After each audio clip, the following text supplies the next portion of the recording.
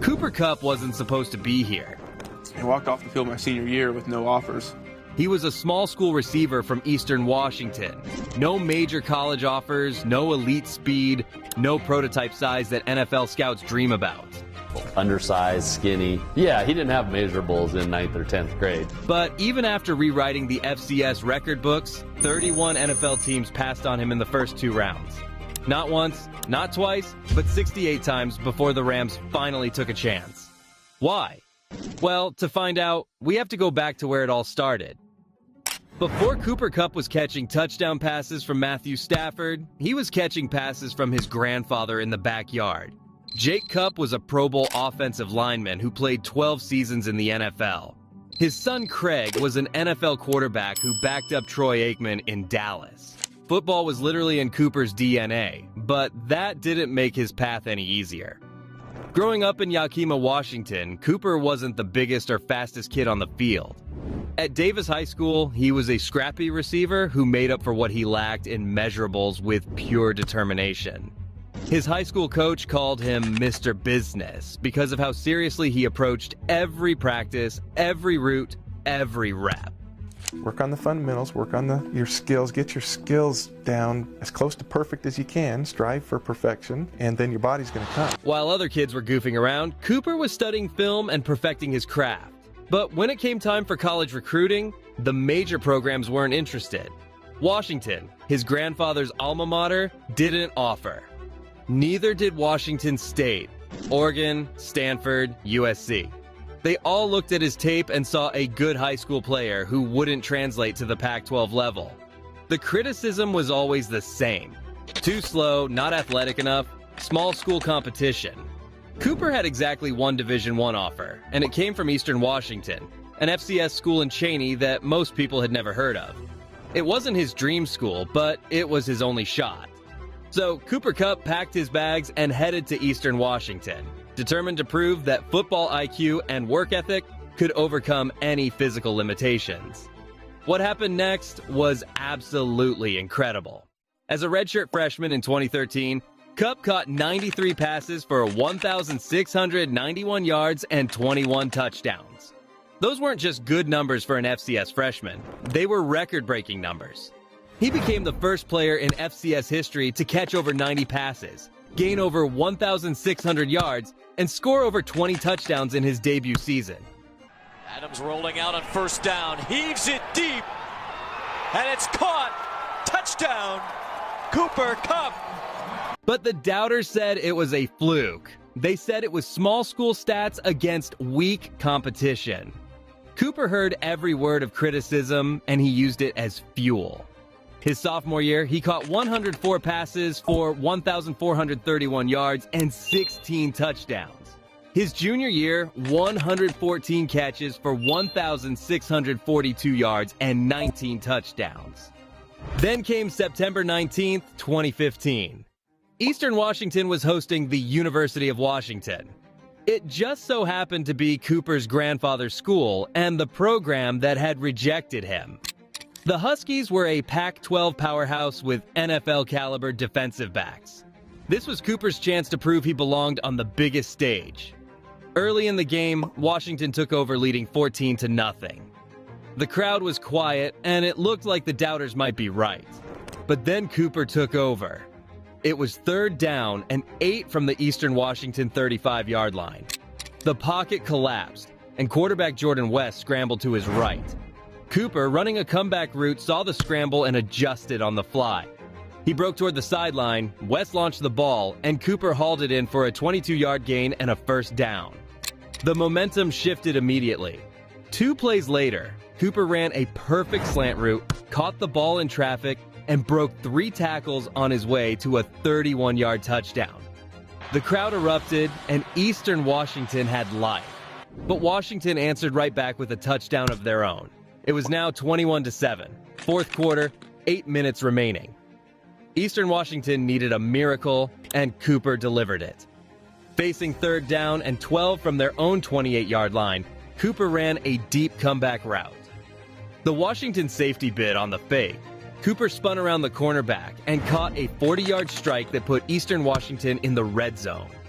Eastern Washington lost in overtime, but Cooper had proven his point. Against Pac-12 competition, against NFL-caliber defenders, he had caught 9 passes for 162 yards and 3 touchdowns.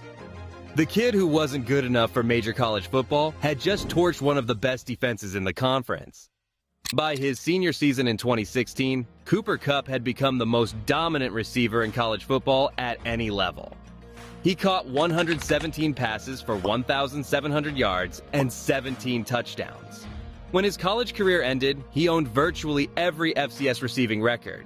Most career receptions, most career receiving yards, most career receiving touchdowns.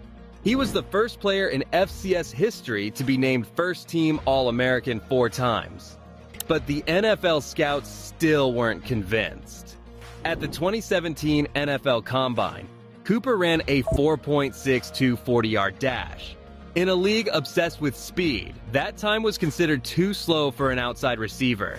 His vertical jump was 31 inches, below average for his position. His broad jump was 116 inches, ranking in the bottom half of receivers at the Combine. The pre-draft scouting reports read like carbon copies of his high school recruiting profile. They said he lacked speed. He could struggle to separate from NFL cornerbacks.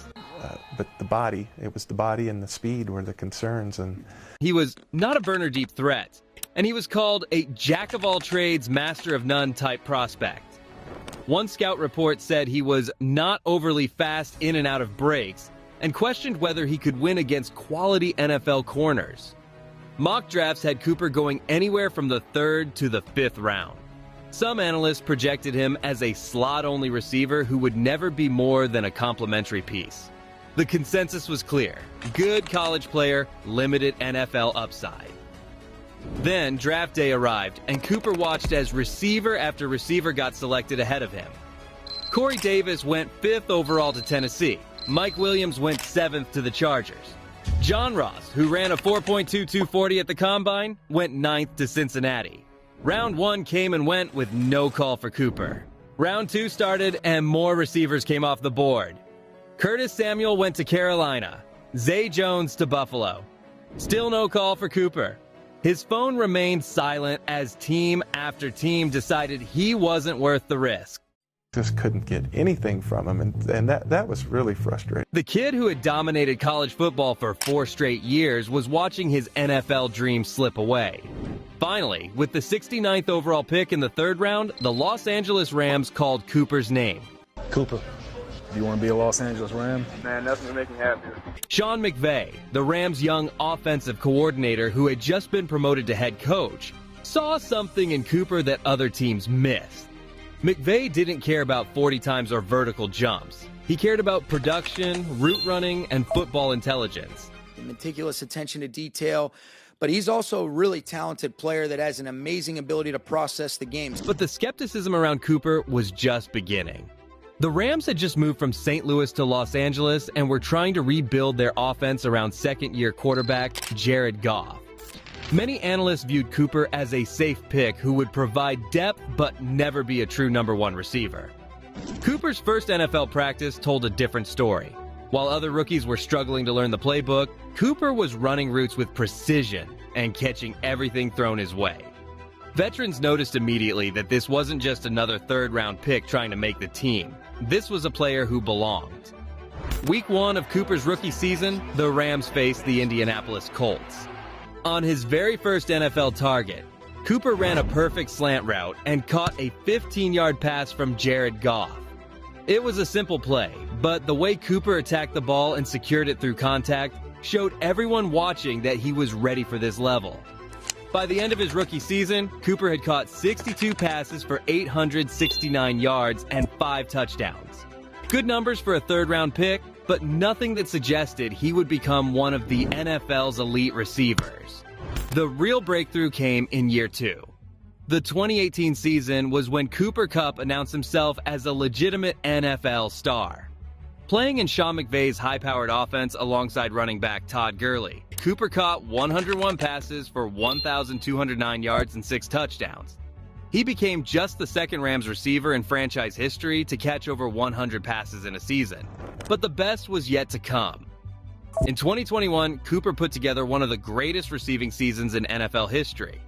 He caught 111 passes for 1,947 yards and 16 touchdowns, leading the league in all three categories. He became just the fourth player in NFL history to achieve the receiving Triple Crown, joining Jerry Rice, Sterling Sharpe, and Steve Smith. The numbers were staggering, but what made Cooper's season even more impressive was the context. He did it while playing with a torn UCL in his elbow that required surgery after the season. He did it while being the primary target for every defense the Rams faced. And he did it while helping lead the Rams to their first Super Bowl appearance in Los Angeles. Super Bowl 56 against the Cincinnati Bengals was Cooper's chance to silence every remaining doubter. With the game tied 13-13 in the fourth quarter, Cooper caught a crucial 22-yard pass that set up the Rams' go-ahead touchdown. Later in the quarter, he hauled in another key reception that helped seal the victory. When the confetti fell at SoFi Stadium, Cooper Kupp was named Super Bowl MVP. The kid who was too slow for major college programs had just been named the best player in the biggest game of the year. He finished the Super Bowl with 8 catches for 92 yards and 2 touchdowns, capping off one of the most dominant seasons by a receiver in NFL history. But Cooper wasn't done proving people wrong. The following season, even while dealing with injuries, he continued to produce at an elite level. In 2022, he caught 75 passes for 812 yards and 8 touchdowns in just 9 games before suffering an ankle injury. When Cooper returned healthy in 2023, he picked up right where he left off. He caught 105 passes for 1,499 yards and 12 touchdowns, once again leading the Rams' offense and proving that his MVP season wasn't a fluke. The transformation from overlooked FCS receiver to NFL superstar didn't happen by accident. Cooper's success came from the same qualities that made him dominant at Eastern Washington. He employed things like meticulous preparation, precise route running, and an unmatched understanding of how to find soft spots in coverage. What the scouts missed when they focused on his 40 time was Cooper's ability to create separation through technique rather than speed. He's wired like some of these smaller slots where he can W up. His route running is so precise that he's often open before defenders realize he's made his break. His hands are so reliable that quarterbacks trust him to make catches in traffic that other receivers can't. Cooper's story is about more than just football statistics. It's about the danger of evaluating players based solely on measurables rather than production. It's about the value of football intelligence and work ethic in a league obsessed with athletic testing. And it's about never giving up on your dreams, even when everyone tells you that you're not good enough. From a 0-star recruit who couldn't get a major college offer to an NFL MVP and Super Bowl champion, Cooper Kupp proved that sometimes the best players are the ones nobody sees coming. He showed that in a league full of athletic freaks, the smartest and most prepared player can still rise to the top. Cooper Kupp looking for Kupp. Cooper Kupp to the house. Cooper Kupp behind the defense, gets you an ankle tackle to 20. Kupp's gonna go. If you like this take on Cooper Kupp, then check out this video next. I know you're gonna love it.